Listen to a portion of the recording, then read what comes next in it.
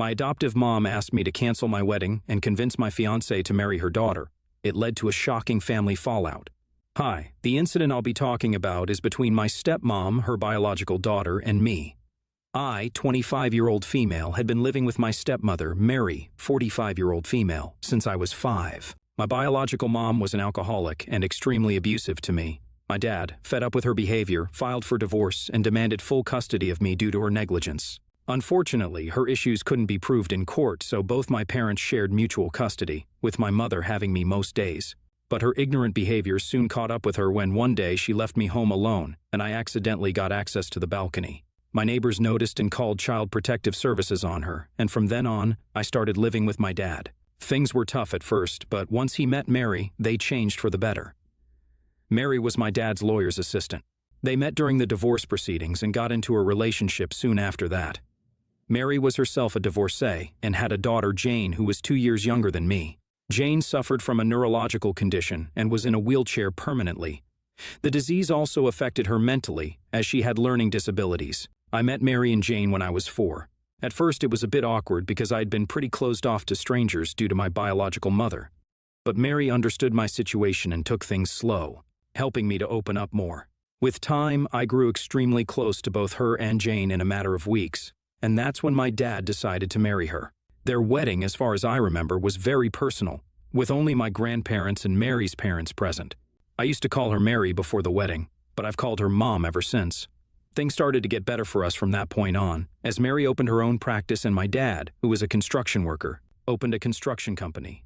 Soon, his business boomed, and from that point on, we never faced a day of adversity in financial terms. Both Jane and I went to the best schools and had good lives. I always considered Jane my sibling, helping her with whatever she needed and standing up for her whenever necessary. Even Mary felt like the only mother I had since childhood because she had always been there for me. I have been extremely grateful to her all my life because she was the reason I was alive and thriving, and I have never failed to show it to her. We moved to a much better neighborhood when I started high school, and that's where I met my boyfriend, Ryan. Ryan lived 2 blocks down and was my classmate. We started going to school together once we realized we were from the same area and became good friends. He used to visit my house quite often and got along well with everyone, especially Jane. He was one of the few people she was comfortable around, and we all had a lot of fun together. By the end of last year, he asked me out, and I said yes. When I told my family about this, everyone seemed happy except for Jane. From that day on, Jane frequently became irritated with me, and we didn't talk much. Mary saw Jane's behavior and blamed it on her recent medication change. I understood and decided not to talk to her much to avoid fights and give her stress. So, Ryan and I applied to many colleges, and we fortunately got into the same one, which was a pretty good school. Everyone was overjoyed at our achievement, and Ryan and I couldn't be happier. Jane was still kind of distant with me, so I decided to talk to her before I left and sort it all out because, after all, she was family. After talking for hours, I realized by the way she talked about Ryan that she had a crush on him. Everything made sense, but I wasn't going to trade my boyfriend to sort things out, so I decided not to touch the topic at all. Jane and I got to okay terms before I left, and I was satisfied with that. Before I left, I told Mary how I thought Jane had a crush on Ryan and that it might make sense for her to ask Jane about it so that it wouldn't create further issues between us. She assured me that she'd take care of it and let me know that I always had her support. I got emotional at the thought of leaving my mom, and we both cried a little in the kitchen. A few weeks after this talk, I left with Ryan to go and set up my college dorm room. The next 4 years were great academically. I learned a lot, was a topper in most subjects, and bagged a few internships before my peers. I was overall doing well. My relationship with Ryan, on the other hand, wasn't at its best. We had been having issues since the beginning of college and were on and off for most of the time. I also heard a few rumors that he had cheated on me, so by the end of college our relationship was pretty much hanging by a thread. Our history, we both mutually decided that we should take a break for some time to gather ourselves together. I went back home to take a break after my degree for a few months and told my parents about the breakup. They weren't as surprised as I had thought, but that didn't seem fishy. Jane was also about to finish high school and asked if I could get Ryan to talk to her because she was planning on adopting the same major and needed guidance.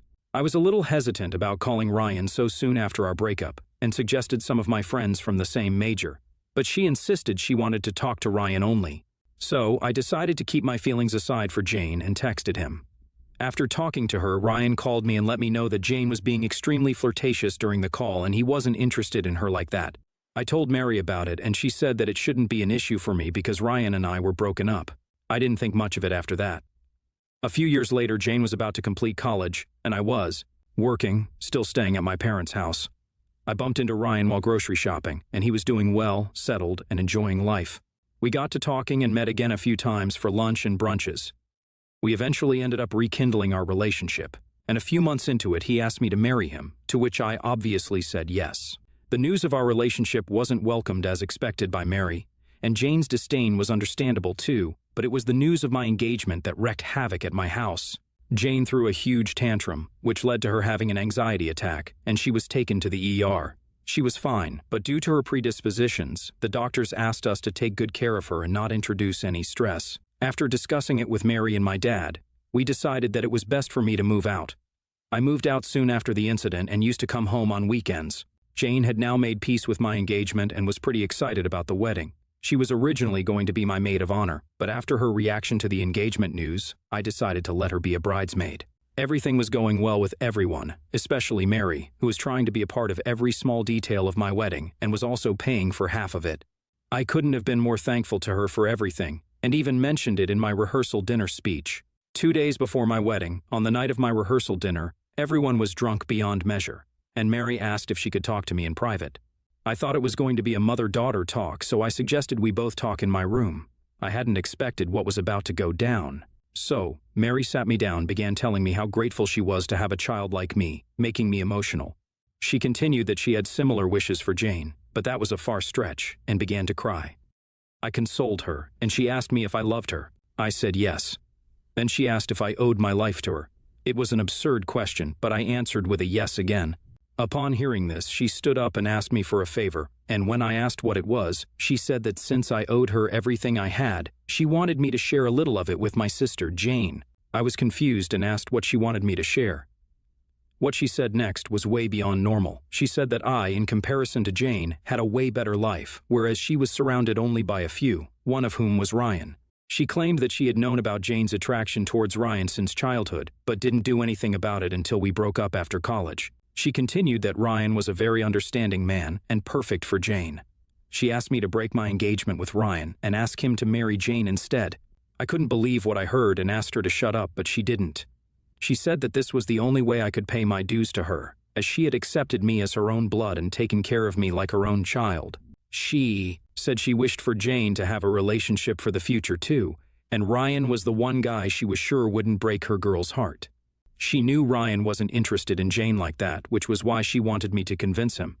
I couldn't process what was happening, and in a fit of rage kicked her out of my room, with her yelling that I should consider it and she'd be indebted to me for life if I did this one thing for her daughter. Her yelling attracted some attention and my dad came asking me what was up. I didn't answer and just locked him and Mary out. I cried in my room and didn't realize when I had fallen asleep. The next day, I woke up late and was asked by my dad to visit him in his room. Mary was there with swollen eyes from crying. He said that what I did last night wasn't cool and that treating Mary, the woman who raised me, like that and kicking her out wasn't something I should have done. I realized at that point that he knew nothing about what Mary had asked of me. As I was about to tell him, Mary held my hand tightly, signaling me not to tell the truth. I shrugged off her hand, and before I could say anything, we heard a scream from Jane's room. She had fallen in the bathroom and had cuts on her legs. We didn't have enough first aid, so my dad decided to take her to the ER as soon as possible and to discuss the issue with me and Mary later. Mary, from that point on, has been pleading with me not to tell my dad the truth and cause harm to her relationship. I don't wish to engage in conversation with her and have been sitting in my room. Would I be the asshole if I don't give Mary another chance to explain herself or apologize before I tell my dad about what she asked of me? Update 1. Hi, thank you everyone for such a kind response. I did initially realize that Mary was at fault, but I doubted myself after my father tried to intervene. I have also decided to take advice from the comments and will be telling Ryan first, before my father. Also, some people have been asking how I wasn't aware of her intentions beforehand when I knew Jane had a crush on Ryan. The thing is, everyone, including Ryan, thought it was an innocent crush and nothing more. There wasn't a time when Ryan had reciprocated Jane's feelings through actions or words, but I think I should have been more careful with the cues. Because one thing that I now think of as weird is that during my dress shopping, Mary also decided to get Jane a wedding dress to fulfill her wish of seeing both her daughters in wedding dresses, as it might have been difficult for Jane to find a husband due to her condition and people's unwarranted prejudices. Regarding Jane, she was fine, with some cuts on her legs that were taken care of well. She had no idea about what Mary had asked of me, and honestly, I didn't know how she would react once she got to know. Anyway, when I went to see Jane after she was back, I saw Mary standing in the corner, her face turning pale as soon as I called my dad. I had to ask for car keys to visit Ryan. Mary fainted on the spot, thinking I might rat her out. I helped her to the bed, and Dad decided to stay beside her, silently blaming her condition on me. I didn't have time to explain anything to him, and immediately left after taking the keys to the car. I am writing this part after I have met Ryan. So I went and asked Ryan to meet me in my car to avoid unwanted attention. He realized from my voice that it was serious and came down rushing. I told him everything that had happened last night and made him aware of the fact that maybe Jane's little crush wasn't so little after all. He was more shocked than I was because he had respected Mary a lot for being an excellent woman and such a caring mother to me. He said that such a big revelation would lead to a lot of unpacking, so the best option would be to stall the wedding for a few weeks.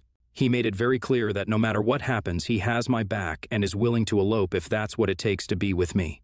He wanted to be there while I told my dad about this, but I asked him not to, as it was a family matter first. He agreed and asked me to call him immediately after I was done telling, and he would announce to his side of the guests that the wedding was going to be postponed due to some personal issues. As happy as I was to have someone like Ryan around me, I was still scared because this whole scenario could lead to sour relationships with my dad, who had always been there for me since day one. I had already lost a mother yesterday and was not up for losing a dad as well. Update 2, so a lot went down after the last update. I gathered all the courage I could and went back to tell my father about it. Mary opened the door and let me in, but she didn't look as stressed as before. I entered the room and saw my dad sitting on the bed, with Jane lying down. He looked angry and asked me to take a seat. He told me that he knew what had gone down last night and was extremely disappointed in me.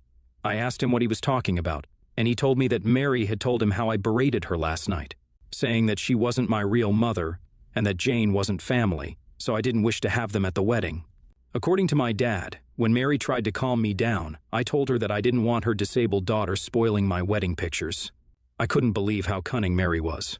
I tried to tell my dad the truth about her, which he was duly shocked by, but he said that this was a case of my words against Mary's words, and there was no way for him to believe either version as the truth, so maybe we should sort it out for now. Jane was constantly saying how her mom's side of the story was correct, and now I was sure that Mary had told her daughter the truth and asked her to play along. I very clearly told my dad that the wedding had been postponed because I didn't care who he thought was telling the truth, but it was absolutely unacceptable to me to have someone who had tried to emotionally manipulate me into giving up the love of my life. Mary intervened and quickly said that she wanted to apologize if she had done anything wrong while raising me and wished for our relationship to get a second chance by being a part of my wedding. My dad was also insisting that I move on and let the wedding happen smoothly because a lot of money had been spent. But I decided not to pay heed to their requests and moved out that very day. I left to stay at Ryan's house, and it has been 2 days since then. I didn't really have the energy to deal with anything, so I turned my social media accounts off. I haven't been contacted by my dad and Mary so far, but I've been getting calls from some relatives, which I didn't answer, assuming they must be regarding the cancellation of the wedding. Things are pretty stressful right now, and I hope I find a way to sort things out soon. Update 3. This update comes a week after the last one, when the wedding was postponed, and I left my parents' house. So a week after the constant calls, I got to hear from Ryan, who is friends with my dad on Facebook, that he had put up a post about me on his wall. Apparently, after our relatives had tried to find out the reason for the wedding cancellation from me and got no answers, they decided to bug my dad and Mary about it. They had tried to contact me to at least make a public announcement as a family, but after they couldn't get in touch with me, he made that Facebook post. He mentioned in that post how he, Mary, and Jane were begging me not to ruin their reputation over petty family issues and respond to them because talking was the only way out of this. This post did more damage to the already messed up situation with our relatives, and all his friends on Facebook were now speculating about the problem and spreading rumors. The worst one I heard was that I had stolen money for the wedding and then cheated on Ryan. Ryan was getting stressed about all this, and I talked to him thinking that he might get cold feet, but to my surprise, he again assured me that he was going to marry me irrespective of whatever came our way. I still hadn't responded to the Facebook post and was going to talk to my parents a day after the post to at least be rational before the big confrontation. But things took a different route that same evening. I got a call from my grandma, my biological mom's mother. I hadn't mentioned her before because she wasn't relevant to the incident, but she has been an important part of my life. She has always protected me and saved me from my mother, and had even helped my dad financially. She usually didn't involve herself in our matters, but her intervening in this incident meant something big had happened. Apparently, she had gotten wind of everything and directly confronted my father about it. He told her what he believed was true, Mary's version. Grandma trusted me and felt something was fishy, so she decided to talk to me about it next. She told me she knew how much I loved Mary and Jane, and there was no way I would have considered them not my family. I got emotional at the possibility of someone from my family finally believing my side, and told my grandma everything. She said she couldn't believe how vile Mary was, and how I was saved from her ill intentions due to her being under the influence. I told her how I feared losing my dad, and she asked me to talk to my parents first while she tried to find a solution. The next day, I decided to go back to my house and talk to my parents. I was blamed over and over again for making a spectacle of our family. I was honestly done with them within just a few minutes, and asked if I could have a moment alone with Mary. We went to the other room, and I asked why she was doing this to me when all my life I had loved her. She said that whatever she had said was something she had been feeling and never wished to burden it on me. She asked me to forget about it all as a mistake and move on from it. I said that her losing control and asking so much of me wasn't acceptable at any cost, and I was going to stand by the truth no matter what, which led to her warning me of the consequences. Hearing this, I went outside and asked my dad one last time if he would even be willing to believe my version of what Mary had asked of me. He said what I was blaming Mary for was very serious, and it wasn't possible for him to believe something so vile about the woman he had loved for so many years. He couldn't believe his own blood, but anyway, I'd gotten my answer and I stormed out of their house. The next thing I hear is that they have been telling people that I have abandoned them, so they were going no contact with me as well. I knew my grandma must be up to something, so Ryan and I will be visiting her in her country home this weekend. Update 4, I'll start this update with some good news. Once Ryan and I had reached my grandma's beautiful house, she suggested that since my parents had created such a messy situation, we should consider eloping and getting married in her backyard instead. Ryan thought of it as a good idea and called his folks to ask for permission. They were very happy about us getting married, so the next day, my grandma called her local priest, and Ryan and I were married. He announced the news to everyone via his Facebook. The post did get a few comments, but we decided to check them out once we were back home. My dad and Mary had also seen the post and recognized the background, so they began bombarding my grandma's phone with calls and texts. My grandma replied back to my parents, who were acting so desperately, and reminded them that they were the ones who had gone bad-mouthing me, so they shouldn't be surprised by this now, and ended the conversation. After the event, I told my grandma what happened at my parents' house, and asked if she had planned to do anything. She asked me what I wanted, and I told her very clearly that after Mary's so-called threat, I wished to expose her in front of my dad, assuming Jane already knew what her mother was up to. My grandma then revealed the plan to me. She said she had this huge chunk of money from her divorce back in the day, and she would spread the news saying that she was going to give all that money to me to start a fresh life after my parents had abandoned me. According to her judgment, she was sure that my dad and Mary would both want a share of the money, and she'd pretend to give it to them if Mary confessed, saying that she had evidence otherwise because I had accidentally called her that night.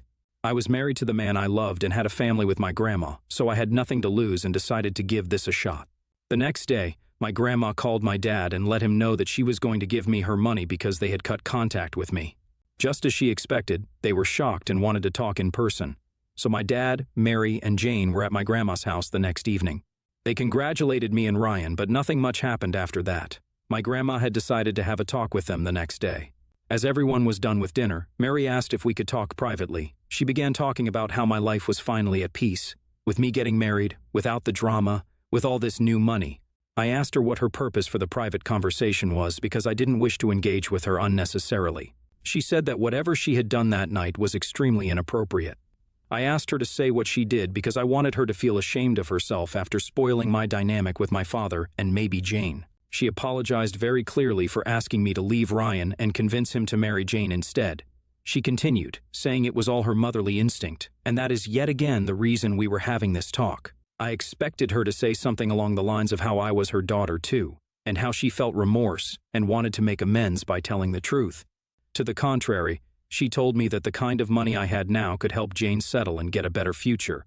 I didn't cut her off and let her continue. She kept trying to convince me to give half the money I had to Jane because I could earn more. whereas life was already tougher for Jane, and now, with the love of her life married to me, this was the least I could do for her. I didn't say anything to her and began looking at the kitchen door behind her. I don't know how, but it must have been God's will that halfway through the conversation my dad had come looking for us, and he decided to stay quiet and listen to what Mary was saying. She didn't realize he was right behind her because she was too busy explaining herself to me. As soon as I looked at my dad after she was done, she realized he had been there the whole while and what a blunder she had committed.